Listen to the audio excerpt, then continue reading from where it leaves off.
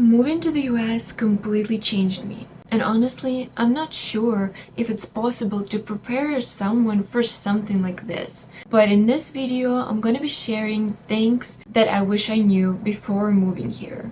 Hello everyone, I'm Anna. I moved to the United States from Russia, and the amount of culture shocks I had was immense. I already made a video about some of them. If you haven't seen it, go check it out right after this one. But today I'm going to be focusing on my honest feelings and reflections about moving to the United States. You would think that having an American spouse would prepare me for pretty much anything. But there's nothing like actually experiencing it firsthand. I obviously knew that it was gonna be different, but I had no idea how much. I traveled to a few countries before coming here. None of them felt even close to what it feels like being in the US. What I mean by that is, for example, I've been to Poland and everything pretty much felt familiar. I was surprised how much I understood locals speaking Polish. It was incredible. Asking for directions and asking for help. They were speaking their native language, but I understood every single word. It was insane. Coming to the US, on the other hand, I was not prepared. It feels like a whole new world, almost like another planet. And I'm not kidding. I think it's the little differences that make up the big picture. And my Slavic brain needed time to adjust to it. It's really so wonderful and terrifying at the very same time. I think it really is the feel and the vibes and all the little habits and customs that make up this country, that make it so unique. And I absolutely love it how people with different cultural backgrounds from all over the world live here and make this place something so completely unique and totally amazing. And so, of course, having all these new wonderful things here, it's absolutely natural to want to try every single one of them. And I wish someone would prepare me that I was gonna put some weight on. Let's just say food here is amazing. I can't even count how many different cuisines that I've never tried, how many different dishes that I've never even heard of. All of that I just absolutely want to try. I have like an enormous list and I'm not even halfway through it, and it's like impossible to stop. It's curiosity. I cannot stop trying stuff, and of course this is natural that I've already gained a couple of pounds since I've been here, and it's like I'm glad that I was preparing for it in a way, and I was on a diet and I was trying to lose some weight before coming here, and I'm glad I did, because if I haven't, I'd be even heavier than I am right now, so that was good. Do that if you can. But of course now I'm gonna slow down a bit and try to do one thing at a time with a few breaks in between. And when I mention big portion sizes, I want to explain. I've been to Poland, Mexico, Turkey, and Russia has the smallest portion sizes out of all these countries. Poland was somewhere in between, where I was very, very full, almost like a little too much, but I still managed to finish everything on my plate. Where in Russia, you basically order a lot of food, like you can eat a salad and soup and maybe even something else. That's just enough. But here, you cannot do this. You're not gonna be able to make it. I'm basically used to ordering several things going out, but here you either have to take it home or you're gonna have to throw it away. So yeah, I'm learning to actually order less because again, I want to try every single thing on the menu. Each thing comes in a big size. So I'm learning to order less items at a time, and also embracing the culture of leaving food on the plate. In Russia, it comes with emotional pain. because we have suffered to pay for this food, and now this is like our obligation to honor the hours that we've worked for this food, because every ruble counts. It really is funny because it is like deeply ingrained in our culture. So many people grow up with adults punishing them for not finishing their meal, and I was too. And so when you grow up being emotionally manipulated and guilt-tripped, like, oh, that means you don't love us, you don't appreciate our effort, you're basically a disgraceful little child. After so many times of that, as an adult, it kind of stays in your brain. And so leaving food on a plate here is necessary sometimes, but also is extremely, extremely painful. But I'm learning to do that, and it's been hard, but also something that I really needed. Just like with food, where I want to try every new thing I see, I also want to buy every new thing I see. It is crazy. I think I'm like being sucked into consumerism and capitalism, but in a good way. Let me explain. In Russia, with sanctions, our choices drastically shrank. Because of that, some of the malls started closing and some stores were being replaced with much cheaper and worse quality clothes, for instance. And I literally had no desire to buy anything there anymore. I pretty much had everything I needed, so shopping for fun was not fun anymore. I just simply didn't enjoy going to the mall anymore because everything there wasn't right. Coming here, seeing so many choices for every single category, you name it. Clothes, makeup, home decor, electronics, I don't know, anything you can think of.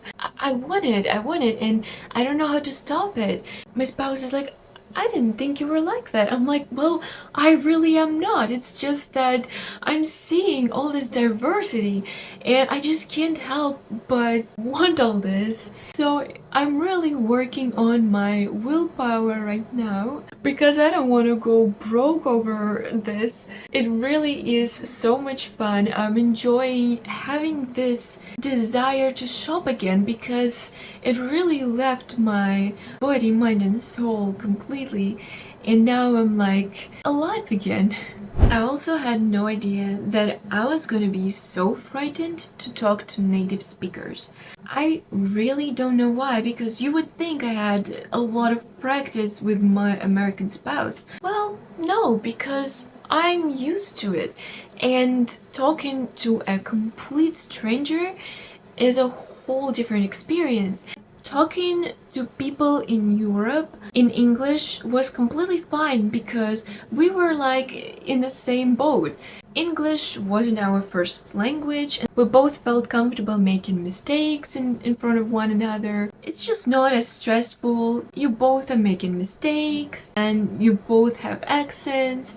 But talking to a native speaker for the very first time, I thought I was gonna have a heart attack. I was so nervous, I couldn't figure out why. I'm like, calm down. What's wrong with you? But it's truly the fact that I've never been to a country before where English is like the primary language and everyone around me spoke English for the most part. It kind of freaked me out because I was so self-conscious, and I know a lot of you people are so nice and kind and you're complimenting me on my English skills, but I honestly do not sound like this when I'm nervous. When I start speaking to a native speaker, everything changes. I like dumb down so much and I don't know why. It's just the nerves that make my accent sound thicker. I literally start making mistakes that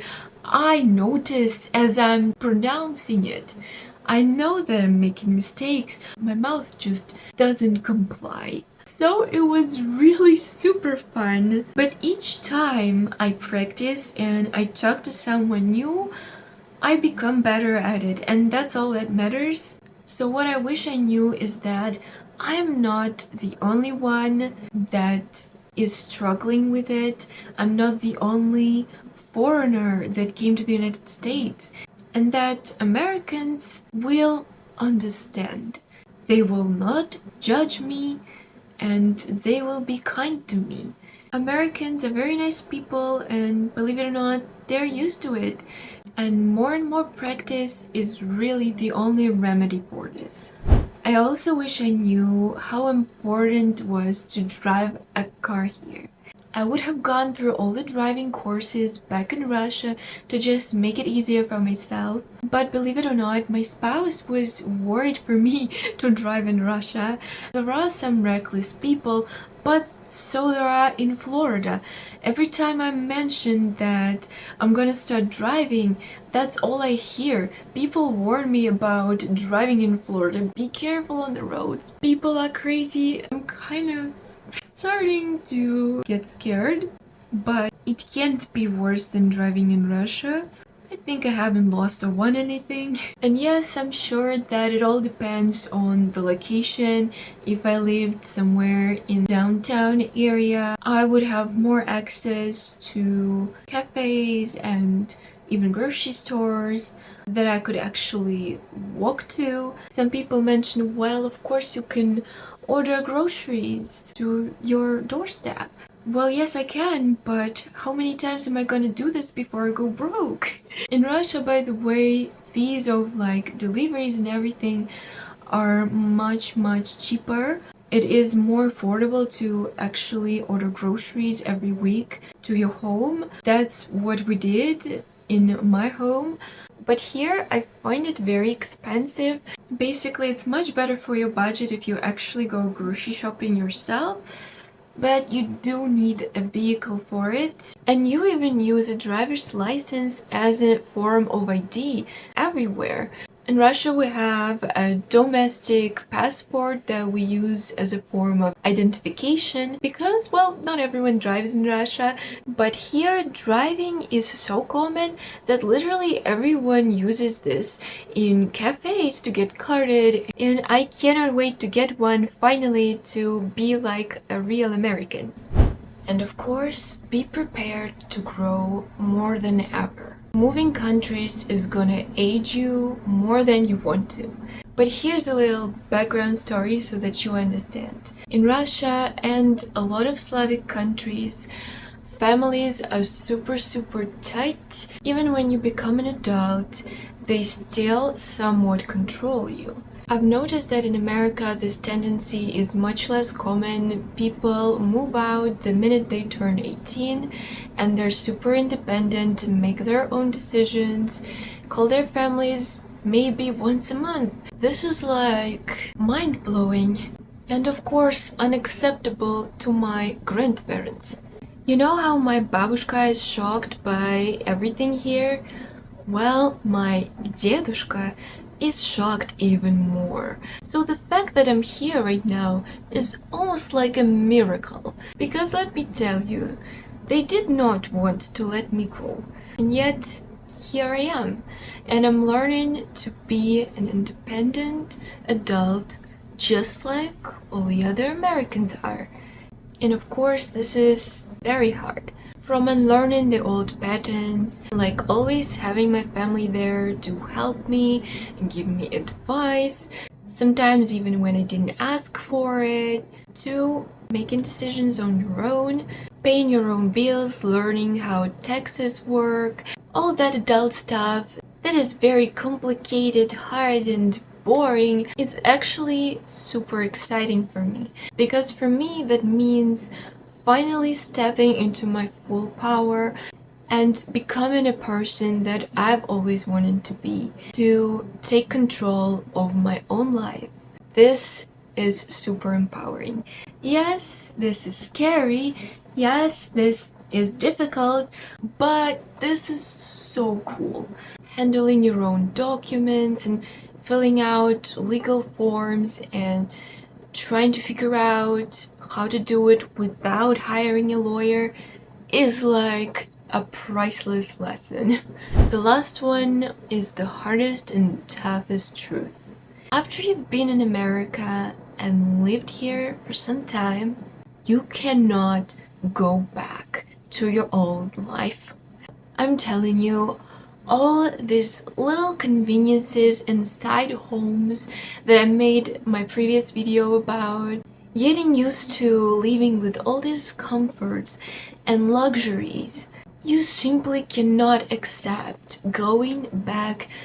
Do you think I want to go back to doing laundry on my porch and then ironing all these huge piles of clothes, taking hours away from my day? No. Having all this delicious food that I don't have back at home, it's impossible to access it. Well, how can I ever go back now? It's like being with that one partner that spoils you to death, and now you cannot date any other people that don't match these expectations. Well, I think America pretty much spoiled me rotten. So be prepared that you might never want to go back. Thank you guys so much for watching this video. If you enjoyed it, please give it a thumbs up and subscribe not to miss more culture shocks. And drop in the comments where you're watching from. I'm very curious. I'll see you in my next video. Bye bye.